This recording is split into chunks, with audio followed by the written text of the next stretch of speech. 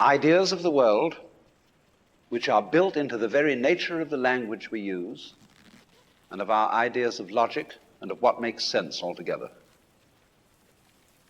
And these basic ideas I call myth, not using the word myth to mean simply something untrue, but to use the word myth in a more powerful sense. A myth is an image in terms of which we try to make sense of the world.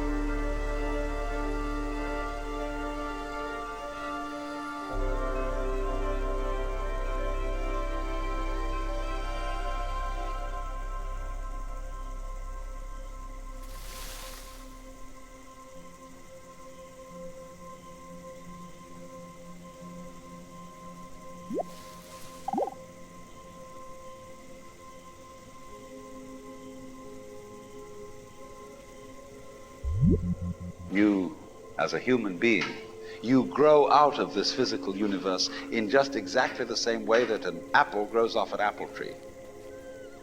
So let's say the tree which grows apples is a tree which apples, using apple as a verb.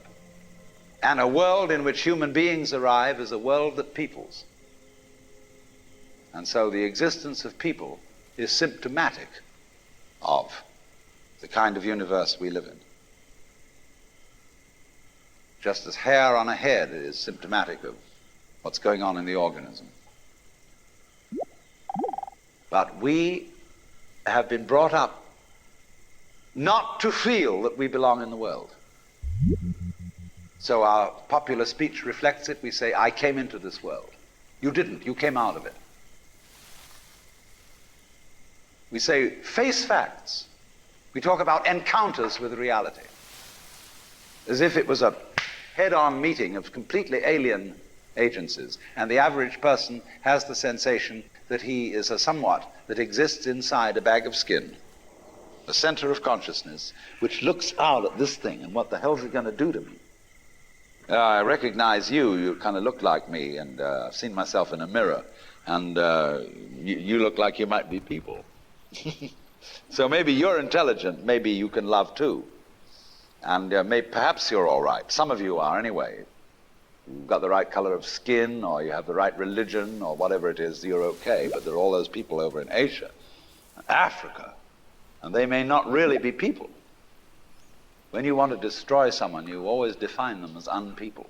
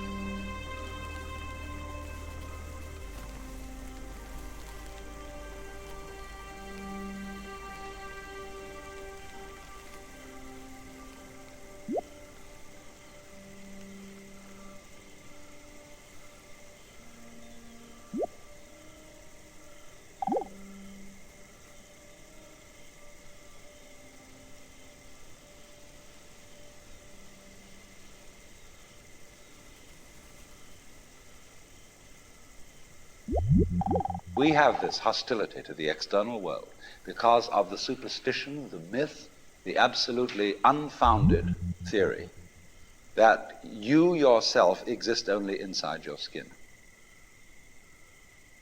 Now, I want to propose another idea altogether. Billions of years ago, you were a big bang. But now you're a complicated human being. But so we define ourselves as being only that. If you think that you are only inside your skin, you define yourself as one very complicated little curlicue, way out on the edge of that explosion, way out in space and way out in time. And then we cut ourselves off and don't feel that we're still the Big Bang. But you are. Depends how you define yourself. You are actually, if this is the way things started, if there was a Big Bang in the beginning, you're not something that is a result of the Big Bang. You're not something that is a sort of puppet on the end of the process. You are still the process. You are the Big Bang, the original force of the universe coming on as whoever you are. See, when I meet you, I see not just what you define yourself as, Mr. So-and-so, Miss So-and-so, Mrs. So-and-so. I see every one of you as the primordial energy of the universe coming on at me in this particular way. I know I'm that too. But we've learned to define ourselves as separate from it.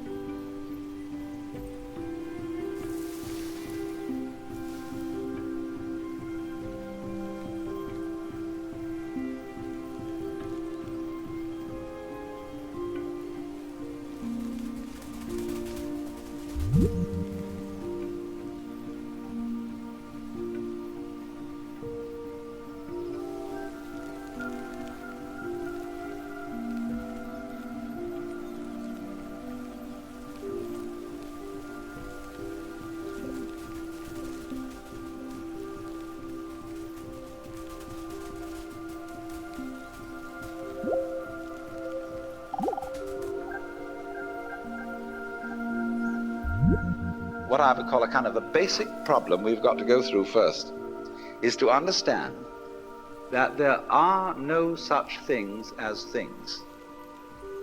That is to say, separate things. That is only a way of talking. If you can understand this, you're going to have no further problems. I once asked a group of high school children, what do you mean by a thing? And first of all, they gave me all sorts of synonyms. They said it's an object, which is simply another word for a thing. It doesn't tell you anything about what you mean by a thing. Finally, a very smart girl who was in the group said a thing is a noun. And she was quite right. A noun isn't a part of nature, it's a part of speech.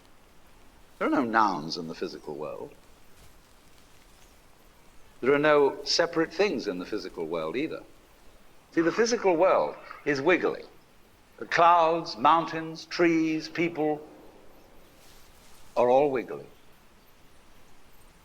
And only when human beings get working at things, they build buildings in straight lines and try and make out that the world isn't really wiggly.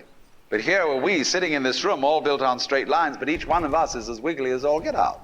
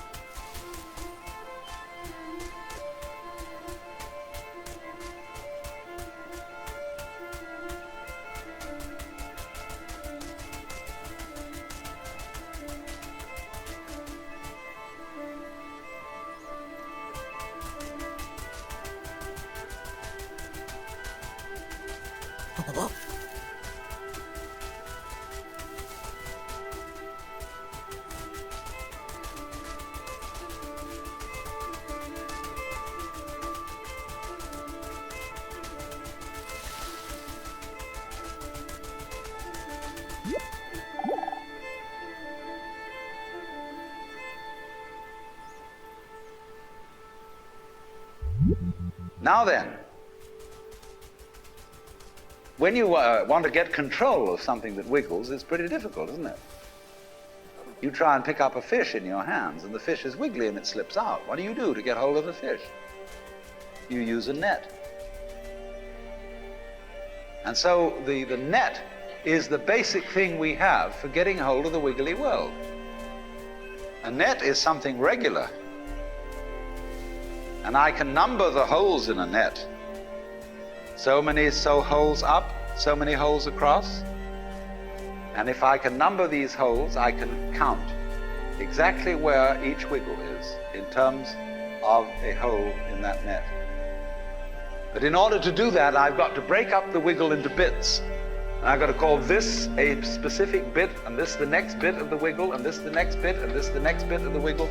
And so these bits are things which I mark out in order to talk about the wiggle, in order to measure it, and therefore in order to control it. But in nature, in fact, in the physical world, the wiggle isn't bitted. So the world doesn't come thing. You and I are all as much continuous with the physical universe as a wave is continuous with the ocean. The ocean waves, and the universe peoples. And as the wave, I wave at you and say, you! The world is waving at me with you. And saying, hi, I'm here. But the way we feel and sense our existence, being based on a myth that we are made, that we are parts, that we are things, our consciousness has been influenced so that each one of us does not feel that. We feel we have been hypnotized, literally hypnotized, by social convention into feeling and sensing that we exist only inside our skins, that we are not the original bang, but just something out on the end of it. And therefore we are scared stiff. Because my wave is going to disappear, and I'm going to die, and that would be awful.